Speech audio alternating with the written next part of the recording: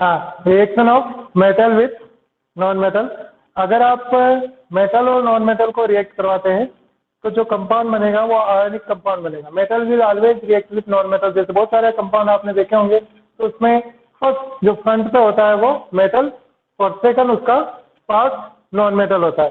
तो जब भी, ऐसा भी नहीं है कि हर बार ऐसा ही होता है, बहुत सारे एग्जाम्पल ऐसे भी है जहाँ पे आपको दोनों नॉन मेटल मिलेंगे, है ना। जैसे सिंपल एग्जाम्पल मैं बता देता हूँ, जैसे आपका NaCl है, यहाँ पे ये मेटल है और ये नॉन मेटल है। और HCl है, ये भी नॉन मेटल है और ये भी नॉन मेटल है। CH4 है ना, ये भी नॉन मेटल है और ये भी नॉन मेटल है। इट मीन्स आप ये नहीं कह सकते हैं कि metal will always form A compound with non metal. तो मेटल नॉन मेटल के साथ कंपाउंड बनाएगा, बिल्कुल बनाएगा। तो मेटल और नॉन मेटल कंपाउंड बनाते हैं, पर ऐसा नहीं है कि सभी कंपाउंड में मेटल और नॉन मेटल की कंपोजिशन रहती है, ऐसा नहीं है। बहुत सारे कंपाउंड आपको मिलेंगे जहाँ पे दोनों नॉन मेटल हो, मेटल तो मेटल नहीं होंगे, है ना। दोनों ऐसे कंपाउंड नहीं होंगे, अलॉयज को छोड़ के, वो कंपाउंड भी नहीं है ना, वो मिक्सचर है। तो मेटल और मेटल कंबाइन नहीं होते हैं, पर नॉन मेटल तो नॉन मेटल कंबाइन हो सकते हैं, और वो बॉन्ड दूसरे हैं। दोनों दोनों जो कंपाउंड बन रहे हैं उसमें बॉन्डिंग भी दूसरी है ना। तो जब आपकी मेटल से नॉन मेटल की रिएक्शन होगी, तब जो बॉन्ड बनेगा वो सदैव आयनिक बॉन्ड होगा।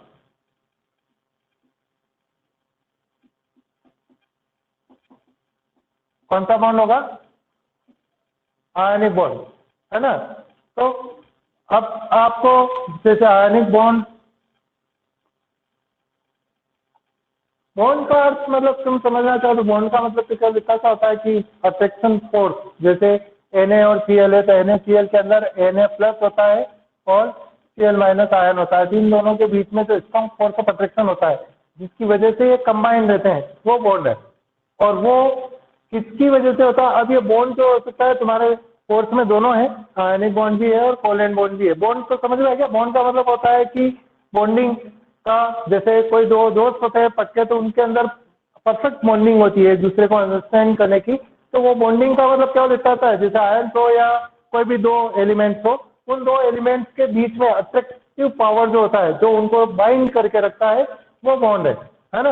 अब वो कुछ भी हो सकता है, तो डिपेंड करता है कि वो बॉन्ड जो अट्रैक्टिव पावर उनके बीच में बना है, दो एलिमेंट्स के बीच में जो उनको बाइंड करके रख रहा है, वो किस प्रकार का है। तो उसके आधार पर बॉन्डिंग की टाइप होती है। जैसे आयनिक बॉन्ड होगा, और नेक्स्ट चैप्टर में आएगा आपके कार्बोनेटिक कंपाउंड में कोवैलेंट बॉन्ड। तो अपन कोवैलेंट बॉन्ड के बारे में अभी नहीं पढ़ेंगे, केवल आयनिक बॉन्ड है। सिंपल समझना चाहो तो आयनिक बॉन्डिंग होती है ट्रांसफर ऑफ इलेक्ट्रॉन के द्वारा, और कोवैलेंट बॉन्डिंग होती है शेयरिंग ऑफ इलेक्ट्रॉन के द्वारा। तो कोवैलेंट बॉन्डिंग में अपन जनरली अभी नहीं जाएंगे, क्योंकि आप मेटल और नॉन मेटल की रिएक्शन पढ़ रहे हैं, तो आपको एक चीज पता होनी चाहिए, metals are electropositive in nature. Metals की एक टेंडेंसी होती है कि सभी मेटल इजी वे में लूज करते हैं इलेक्ट्रॉन का। सभी मेटल जनरली इलेक्ट्रॉन को क्या करते हैं? लूज करते हैं, और ये पॉजिटिव आयन बनाते हैं। जब इलेक्ट्रॉन लूज होगा तो क्या बनाएंगे? पॉजिटिव आयन बनाएंगे। और नॉन मेटल की ये कैरेक्टर होता है कि वो गेन ऑफ इलेक्ट्रॉन करते हैं, तो वो नेगेटिव आयन बनाएंगे। ठीक है। मेटल और नॉन मेटल, एक लूज करता है और दूसरा गेन करता है। इस मेटल और नॉन मेटल में कौन से मेटल की कौन से नॉन मेटल के साथ बॉन्डिंग होगी, वो इस चीज पे डिपेंड करता है, ये इलेक्ट्रॉन कितने लूज करता है, ये गेन कितना कर सकता है। अगर ये एक इलेक्ट्रॉन लूज करता है, ये एक इलेक्ट्रॉन गेन कर सकता है, तो इनकी बॉन्डिंग बन सकती है। ठीक है। ये दो इलेक्ट्रॉन लूज कर सकता है और ये एक इलेक्ट्रॉन लूज कर सकता है, तब भी बन सकती है, पर इसकी संख्या फिर दो होनी चाहिए, है ना। तो बॉन्डिंग के लिए आपको जो भी है उनके अंदर परफेक्ट कंबाइनेशन हो। और ये लॉस ऑफ इलेक्ट्रॉन और गेन ऑफ इलेक्ट्रॉन पहले 9th में तुमको बताया था, ऑक्टेट रूल होता है ना। ऑक्टेट रूल के हिसाब से होगा। ऑक्टेट रूल क्या कहता है? The element which have 8 electron in its outermost shell is stable. और अगर उसकी आउटरमोस्ट शेल में 8 इलेक्ट्रॉन नहीं है, तो वो ऑब्टेन करने की कोशिश करता है, और किसके द्वारा? या तो वो लूज करेगा इलेक्ट्रॉन या गेन करेगा। जैसे आपकी टेबल थी फर्स्ट, तो अगर आपका इलेक्ट्रॉन आउटरमोस्ट शेल में 1, 2 या 3 होता है, तो वो लूज करता है, और +1, +2 और +3 आयन बनाएगा।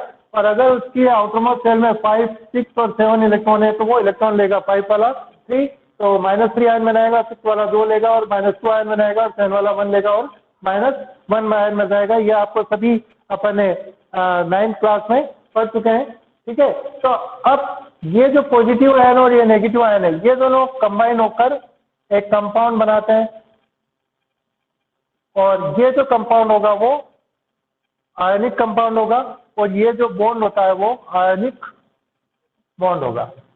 यहाँ पे इलेक्ट्रॉन इसने दिए और इसने दिए, इलेक्ट्रॉन का ट्रांसफर होगा। तो यहाँ पे क्या हो रहा है, इलेक्ट्रॉन का ट्रांसफर हो रहा है। लेगा कौन, मेटल, लेगा कौन, नॉन मेटल। तो मेटल इलेक्ट्रॉन को लूज करेगा और नॉन मेटल उसको गेन करेगा। ठीक है, तो इस लॉस ऑफ इलेक्ट्रॉन के द्वारा और गेन ऑफ इलेक्ट्रॉन के द्वारा जो बॉन्ड बनता है that is called an ionic bond. Ionic bond को आप इस प्रकार से डिफाइन कर सकते हैं, the bond which is formed by the transfer of electron that is called ionic bond. मतलब ऐसा बॉन्ड जो ट्रांसफर ऑफ इलेक्ट्रॉन के द्वारा बनता है उसको आयनिक बॉन्ड कहते हैं। And the compound which have ionic bond in them are called as ionic compound. तो जो कंपाउंड आयनिक बॉन्ड की वजह से बनते हैं उनको आयनिक कंपाउंड कहते हैं और इसके अंदर सदैव पॉजिटिव और नेगेटिव आयन होंगे। इस प्रकार मेटल और नॉन मेटल की रिएक्शन होती है। अगर आप एग्जांपल देना चाहें तो कोई सा भी एग्जांपल दे सकते हैं, जैसे first formation of NaCl। NaCl अब आप पहचानेंगे कैसे कि आयनिक कंपाउंड है या नहीं? तो सिंपल तरीका है, आप उस कंपाउंड को 2 एलिमेंट में डिवाइड कर दें और फर्स्ट एलिमेंट अगर मेटल है और सेकंड एलिमेंट अगर नॉन मेटल है तो जनरली उसके अंदर आयनिक बॉन्ड होगा। और अगर दोनों नॉन मेटल है तो आयनिक बॉन्ड नहीं हो सकता, फिर वो आयंस में भी डिसोसिएट नहीं होगा। जो भी आयनिक बॉन्ड बनाता है वो सभी एलिमेंट या कंपाउंड आयंस के अंदर डिसोसिएट हो जाते हैं, पॉजिटिव नेगेटिव आयंस के अंदर डिसोसिएट हो जाएंगे। और दूसरा तरीका उसको पहचानने का है सिंपल का, आप मेटल और नॉन मेटल देख ले, फर्स्ट मेटल है और सेकंड नॉन मेटल है तो वो सभी आयनिक कंपाउंड होते हैं। ठीक है, अब फॉर्मेशन ऑफ NaCl में आप देखो, फर्स्ट आपका Na, इसका इलेक्ट्रॉनिक कॉन्फ़िगरेशन 281, एटॉमिक नंबर 11, तो इलेक्ट्रॉनिक कॉन्फ़िगरेशन क्या आएगा 2 8 and 1। अब इसके पास आउटरमोस्ट सेल में कितना इलेक्ट्रॉन है, एक। ये अगर एक इलेक्ट्रॉन निकाल देता है तो इसके आउटरमोस्ट सेल में 8 इलेक्ट्रॉन आ जाते हैं और ये स्टेबल हो जाता है। तो स्टेबिलिटी अटेन करने के लिए ये एक इलेक्ट्रॉन को आउट निकाल देगा, है ना। तो इस Na+1 का इलेक्ट्रॉनिक कॉन्फ़िगरेशन 2 8 हो गया और ये 8 आ गया, 8 आने से ये स्टेबल हो गया। ये फर्स्ट रिएक्शन है आपकी। सेकंड देखो, जो नॉन मेटल था Cl, उसके 17 287, इसके आउटरमोस्ट सेल में 7 इलेक्ट्रॉन है और इसको स्टेबल होने के लिए 1 इलेक्ट्रॉन की जरूरत है ताकि ये स्टेबल हो जाए। तो ये 1 इलेक्ट्रॉन इसको देगा, है ना। तो ये 1 इलेक्ट्रॉन को क्या करेगा, गेन करेगा और ये बनाएगा Cl-1 और इसका इलेक्ट्रॉनिक कॉन्फ़िगरेशन भी हो जाएगा 2 8 और 8 और इसके भी 8 आ जाएंगे। इट मीन्स दोनों स्टेबल हो गए, दोनों की एक दूसरे की जरूरत है। वो इलेक्ट्रॉन लूज करना चाहता है और इसको एक इलेक्ट्रॉन की जरूरत है, तो इसलिए इन दोनों की पेयरिंग हो सकती है ना। ये इसको इलेक्ट्रॉन देगा और ये इससे इलेक्ट्रॉन लेकर गेन करेगा। तो जो इलेक्ट्रॉन देगा वो पॉजिटिव आयन बनाएगा और जो इलेक्ट्रॉन लेगा वो नेगेटिव आयन बनाएगा। और थर्ड स्टेप में ये दोनों कंबाइन हो जाएंगे, Na+1 प्लस Cl-1, यह देता है NaCl। ये फॉर्मेशन है ना। तो इस प्रकार से आप फॉर्मेशन दे सकते हैं। अगर आप डॉट स्ट्रक्चर से देना चाहते हैं तब भी आप इसका फॉर्मेशन दे सकते हैं। डॉट स्ट्रक्चर से किस प्रकार से देंगे, ये आपका Na के पास आउटरमोस्ट इलेक्ट्रॉन कितना है 1, Cl कितना है 7। इसको स्टेबल होने के लिए इस इलेक्ट्रॉन को निकालना है और उसको स्टेबल होने के लिए एक इलेक्ट्रॉन चाहिए, तो ये इलेक्ट्रॉन यहां से ट्रांसफर होगा। ठीक है, तो Na ने एक इलेक्ट्रॉन दिया और Cl एक इलेक्ट्रॉन लेगा, तो दोनों ट्रांसफर हो जाएंगे और ये जो फॉर्मेशन होगा वो आपका ये आ जाएगा NaCl,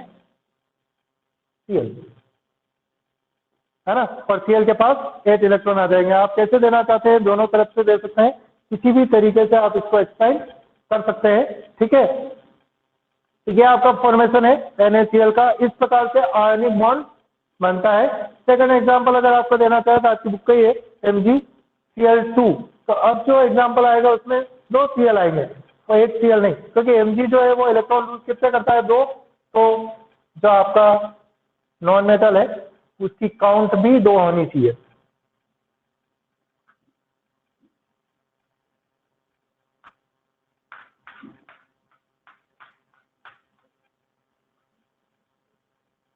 नेक्स्ट है फॉर्मेशन ऑफ MgCl2।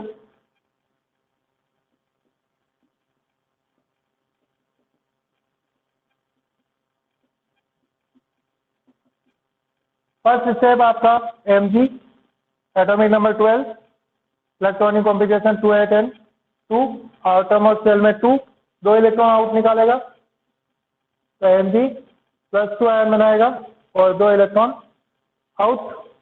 फिर Cl, तो Cl का इलेक्ट्रॉनिक कॉन्फ़िगरेशन होता है 2s10 7, केवल 1 इलेक्ट्रॉन लेता है एक Cl, इसलिए यहाँ इलेक्ट्रॉन कितने हैं 2, तो Cl भी कितने होने चाहिए 2, क्योंकि एक Cl एक ही इलेक्ट्रॉन लेता है, तो 2 इलेक्ट्रॉन माइनस और यहाँ पे आ जाएगा 2Cl-1, है ना, 2Cl-। थर्ड स्टेप में ये दोनों कंबाइन हो जाएंगे, Mg+2 और 2Cl- और ये बनाएगा आपका MgCl2। ठीक है, इसको आप इलेक्ट्रॉन डॉट स्ट्रक्चर से समझना चाहते हैं तो इलेक्ट्रॉन डॉट स्ट्रक्चर से समझ सकते हैं। Mg के पास 2 इलेक्ट्रॉन, एक Cl और एक और Cl, एक इलेक्ट्रॉन इसको देगा और एक इलेक्ट्रॉन इसको देगा, क्योंकि दोनों इलेक्ट्रॉन है इसके पास, तो दोनों इलेक्ट्रॉन एक एक Cl के पास जाएंगे और उन दोनों के पास एक एक इलेक्ट्रॉन हो जाएंगे और ये आपका MgCl2 बनाएंगे, जिसमें दोनों की ऑक्टेट कंप्लीट हो जाएगी। क्योंकि बॉन्ड फॉर्मेशन के दौरान इलेक्ट्रॉन का कंप्लीट ट्रांसफर हो रहा है ना, द ट्रांसफर ऑफ इलेक्ट्रॉन, है ना, from metal to non metal, और इसलिए इस बॉन्ड को आप आयनिक बॉन्ड कहते हैं। तो आयनिक बॉन्ड की डेफिनेशन समझ में आ गई, the bond which is formed by the complete transfer of electron from metal to non metal, that is called ionic bond, है ना। अब आप जो एग्जाम्पल दूसरे किसी भी एग्जाम्पल को ले सकते हैं जहाँ पे आपको लगे कि एक मेटल और एक नॉन मेटल है और वो सभी आपके आयनिक बॉन्ड बनाते हैं। कल मेरे को मैं जो बता रहा हूँ वो सारे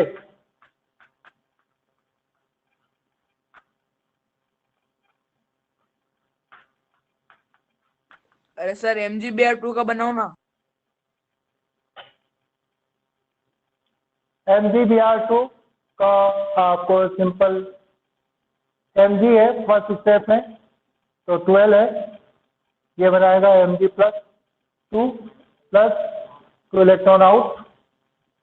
ब्रोमीन है, ब्रोमीन को एक इलेक्ट्रॉन चाहिए तो 2 इलेक्ट्रॉन लेगा ये और ये बनाएगा Br-1 2, और थर्ड स्टेप में Mg+2 और 2Br- कंबाइन होगा और MgBr2 बनेगा। ठीक है ना, तो स्टेप सिंपल है, समझ में आनी चाहिए आपको किस प्रकार से बनाना है। बाकी आप स्टेप में कहीं पे भी कोई सा भी एग्जांपल और कुछ भी करो, आप घर से आप ये करके लाएंगे, इन सभी को आप कल मेरे को बताएंगे, वापस व्हाट्सएप पे भेज देना, क्योंकि नाम लिख के अपना, ये सारे कल आपको आयनिक कंपाउंड बना के मेरे को भेजने हैं। Na2 है, K2O है ना, Al2O3 है,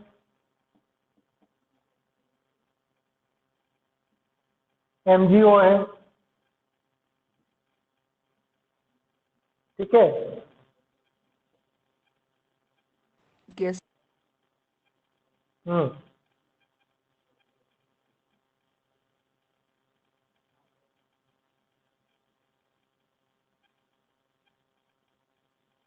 और Cl2 है ना, ये सारे 5, इन सभी 5 को कल पूरी 3 स्टेप के साथ कल मेरे को भेज देना, सबके नाम के साथ सारों में, ठीक है ना। हाँ, नेक्स्ट है आपका properties of ionic compound. Properties of ionic compound का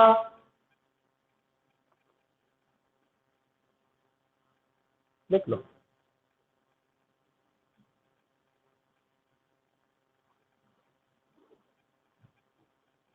तो फिर लिख लेंगे, कल की तारीख में आ जाना चाहिए, ठीक है।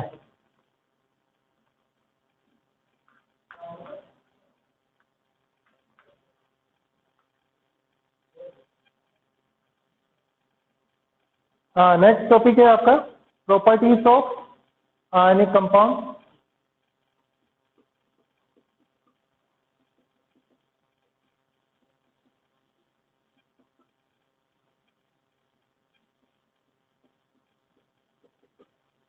प्रॉपर्टीज का मतलब जो आयनिक कंपाउंड आपने बनाया उनकी प्रॉपर्टीज भी आपको याद होनी चाहिए। प्रॉपर्टीज क्या क्या होती है उनकी, है ना। तो आयनिक कंपाउंड जैसा उसका नेचर है उसी के अकॉर्डिंग उसके आयनिक या उनकी प्रॉपर्टीज भी है।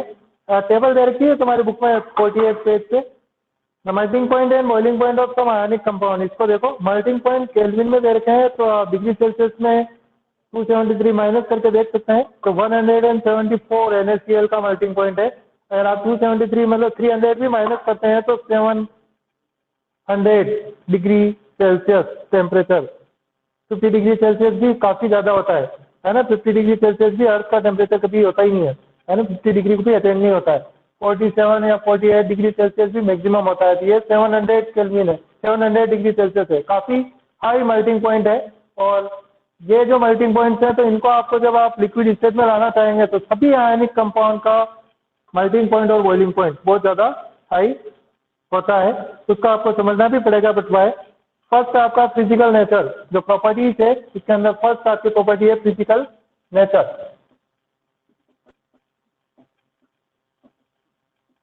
Physical nature means state.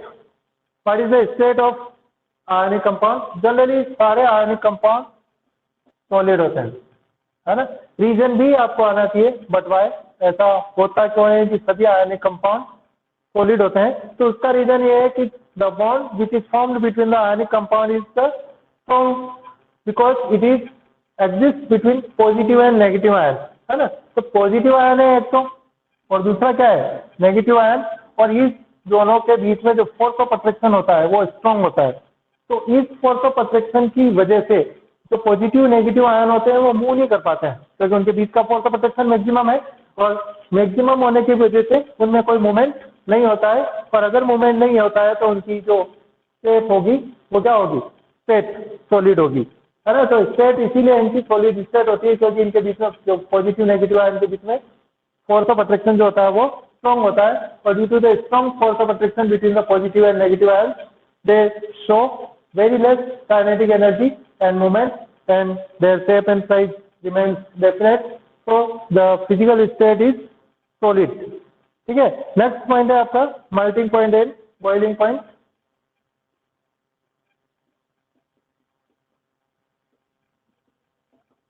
Melting point क्या होता है? The temperature at which the solid changes into liquid is called melting point and the temperature at which the liquid changes into vapor that is called boiling point. तो metals के लिए ionic compounds के लिए melting और boiling point दोनों high होते हैं। High का मतलब बहुत ज्यादा हाई होते हैं, है ना। तो उसका रीजन भी आपको आना चाहिए बट वाई वो का वही रीजन वो का वही रहेगा। मेल्टिंग पॉइंट और बॉइलिंग पॉइंट में क्या होता है? मेल्टिंग पॉइंट में आप लिक्विड स्टेट में लाना चाहते हैं तो आपको जैसे सॉलिड स्टेट में पार्टिकल ये क्लोज होते हैं और उसको आपको दूर ले जाना है। तो इनका जो बीच का बॉन्ड है उसको क्या करना पड़ेगा? ब्रेक करना पड़ेगा और उनको दूर मूव करवाना पड़ेगा, तभी तो वो लिक्विड स्टेट में आएगा। तो इनके मेल्टिंग पॉइंट और बॉइलिंग पॉइंट हाई इसीलिए होते हैं क्योंकि इनके बीच में फोर्स ऑफ अट्रैक्शन स्ट्रॉन्ग होता है। और इतना स्ट्रॉन्ग होता है कि अगर उसको आप ब्रेक करना चाहते हैं या उन पार्टिकल्स को दूर ले जाना चाहते हैं तो आपको काफी अमाउंट में हीट देनी पड़ेगी। जितना ज्यादा फोर्स ऑफ अट्रैक्शन होता है या जितना ज्यादा स्ट्रॉन्ग बॉन्ड होता है उसको तोड़ने के लिए हीट की रिक्वायरमेंट भी उतनी ही ज्यादा होती है। क्योंकि यहाँ पे पॉजिटिव और नेगेटिव आयंस के बीच में फोर्स ऑफ अट्रैक्शन होता है और वो स्ट्रॉन्ग होता है, इसीलिए इसको ब्रेक करने के लिए जो हीट की रिक्वायरमेंट है वो भी ज्यादा है। और उसी वजह से आयनिक कंपाउंड का मेल्टिंग पॉइंट और बॉइलिंग पॉइंट हाई होता है। ठीक है। नेक्स्ट टॉपिक है आपका थर्ड जो इसकी प्रॉपर्टी है सोल्यूबिलिटी।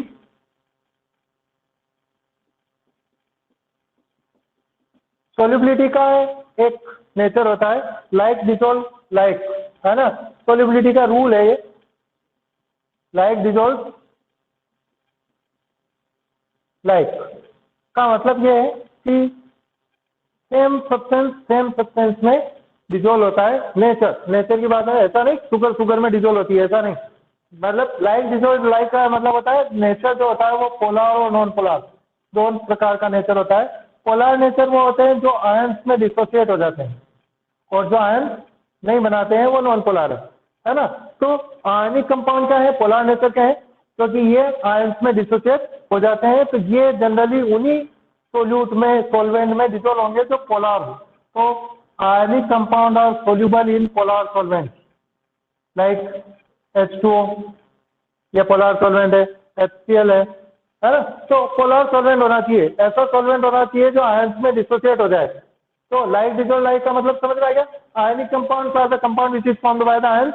तो सॉल्वेंट जिसमें आप डिसोल्व करना चाहते हैं वो भी आयनिक होना चाहिए, और उस सॉल्वेंट को भी अगर आप डिसोसिएट करते हैं तो आयंस में डिसोसिएट हो जाना चाहिए। तो पोलर के अंदर डिसोसिएट होंगे और नॉन पोलर सॉल्वेंट के अंदर डिसोसिएट नहीं होंगे। नॉन पोलर के अंदर आपका सोल्यूबल, जैसे आप बेंजीन देते हैं, C6H6 बेंजीन, ये एक सॉल्वेंट है, पर इसके अंदर आपके आयनिक कंपाउंड सोल्यूबल नहीं होंगे, क्योंकि C6H6 को आप आयंस में तोड़ना चाहते हैं तो नहीं टूटेगा बेंजीन, ठीक है, इसलिए उनके अंदर ये सोल्यूबल नहीं होता है, ठीक है। फिर आपको दे रखा है जैसे बुक में, it is generally soluble in water and insoluble in solvent such as kerosene and petrol. पर आपको रीजन पूछ सकते हैं, इसमें केवल आपको लाइन दे रखी है कि ये सोल्यूबल है वाटर में और ये इनसोल्यूबल है केरोसिन और पेट्रोल में, बट आपको रीजन भी पता होना चाहिए बट वाई, है ना। क्यों, क्योंकि ये पोलर होते हैं और वाटर भी पोलर है तो डिजोल्व होगा। पर जो आपका केरोसिन और पेट्रोल है, बेंजीन है, ये नॉन पोलर नेचर के होते हैं और नॉन पोलर नेचर के अंदर आयनिक कंपाउंड कभी सोल्यूबल नहीं होता है, ठीक है। लास्ट से आपका conduction of electricity.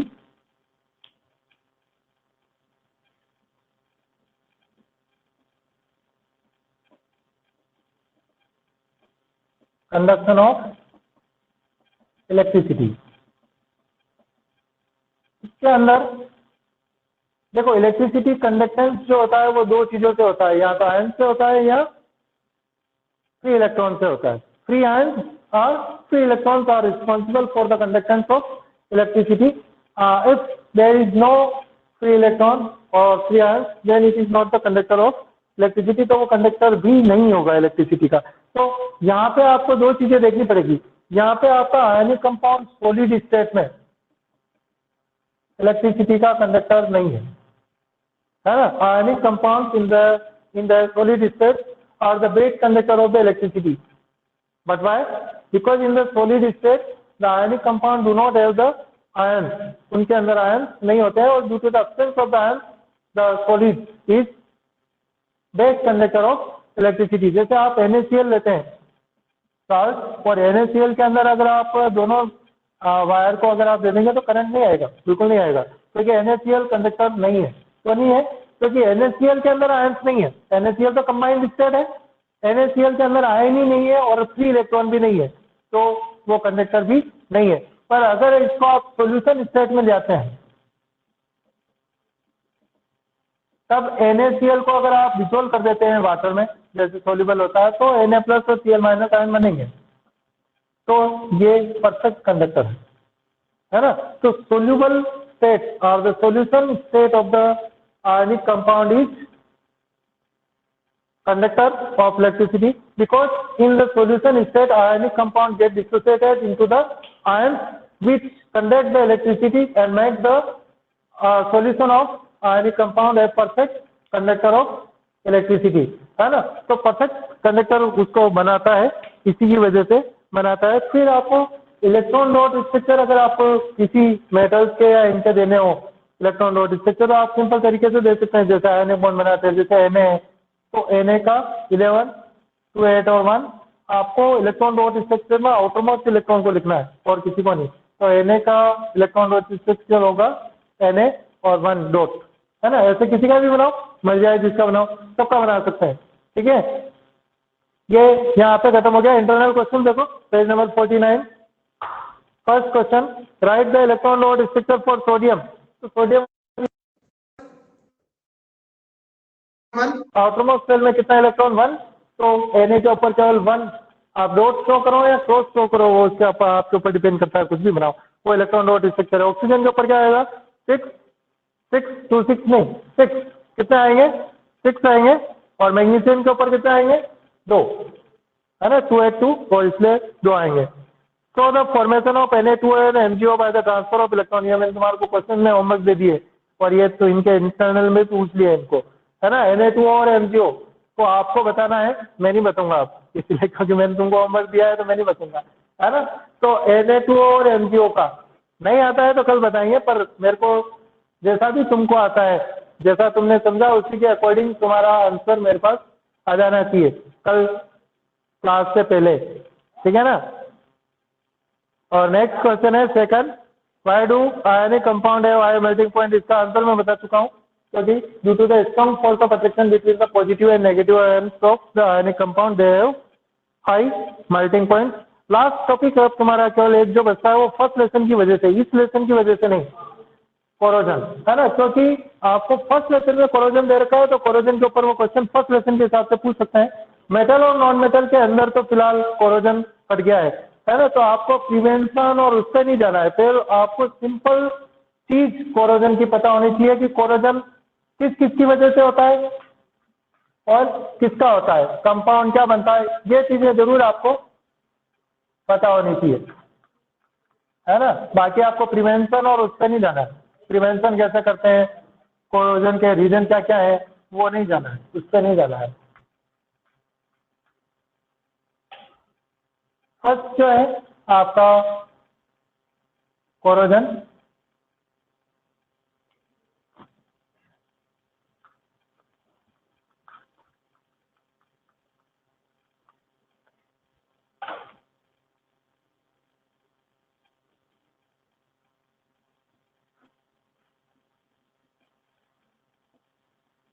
First metal जो है iron, the substance which are required for the corrosion of what iron are H2O and O2, दोनों चाहिए, H2O भी चाहिए और O2 भी चाहिए। वाटर और ऑक्सीजन के बिना आयरन का कोरोजन पॉसिबल नहीं है ना। आपका कोरोजन को प्रिवेंट करने के लिए इन्हीं को उस आयरन से दूर करने के लिए उसके ऊपर पेंट या जो भी कलर है वो करते हैं, ताकि उनके बीच में एक लेयर बन जाए और H2O डायरेक्ट कांटेक्ट में आयरन के नहीं आएगा, तो आपका आयरन का कोरोजन होना पॉसिबल नहीं है। जो रिएक्शन होगी वो होगी Fe plus O2 plus H2O और ये बनाएगा Fe2O3 H2O, that is the hydrated salt of ferric oxide.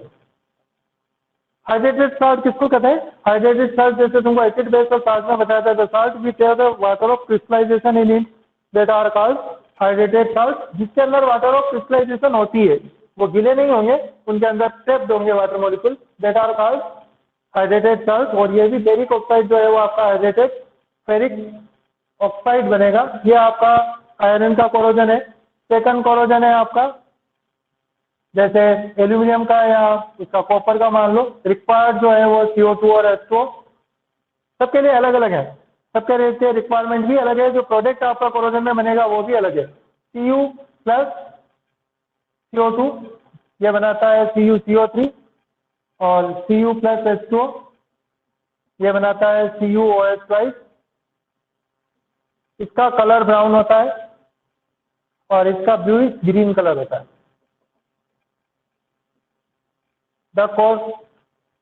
जो कॉपर का कोरोजन है, जो कोरोड मटेरियल जो बनता है वो mixture of CuCO3 and CuOH2, इन दोनों का मिक्सचर होता है, वो CO2 से भी रिएक्ट करता है, H2O से भी रिएक्ट करता है, इन दोनों का मिक्सचर बनाएगा जो उसके ऊपर कोरोजन होगा, और उसका कलर क्या होगा, bluish green, copper carbonate and copper hydroxide का मिक्सचर होगा और उसका कलर ब्लूइश ग्रीन कलर होगा। फिर आप नेक्स्ट जो लेंगे वो सिल्वर, कोरोजन के लिए जो रिस्पॉन्सिबल है वो that is H2S gas, hydrogen sulphide gas, और Ag अगर H2S गैस से रिएक्ट करती है तो Ag2S बनाती है और आपकी हाइड्रोजन गैस बनाती है, और इसका ब्लैक कलर होता है, इसीलिए चांदी काली पड़ जाती है ना। और अगर चांदी काली नहीं पड़ती है तो इसका मतलब वो फ्यूल भी नहीं है, क्योंकि H2S गैस अगर इन्वायरमेंट में उपस्थित है तो उसी की रिएक्शन के फलस्वरूप आपकी चांदी जो होती है वो काली पड़ जाती है। फिर आपका जैसे एल्यूमिनियम है, तो एल्यूमिनियम जो होता है वो O2 से रिएक्ट करेगा और Al2O3 बनाता है। ये तुमने एनोडाइजिंग में ही देखा है, एनोडाइजिंग में अपन यही करते हैं, एल्यूमिनियम आर्टिकल्स पे Al2O3 की परत चढ़ा देते हैं ताकि उनको फर्दर कोरोजन से बचाया जा सके। Mg होगा तो MgO बनेगा, वो भी अपन पढ़ चुके हैं, है ना। बाकी के मेटल्स तो तुम जानते हो, तो ये कोरोजन के अंदर इन मेटल्स को आपको पढ़ना है और क्या चीजें रिस्पॉन्सिबल है वो भी। लेसन तुम्हारा कंप्लीट हो चुका है।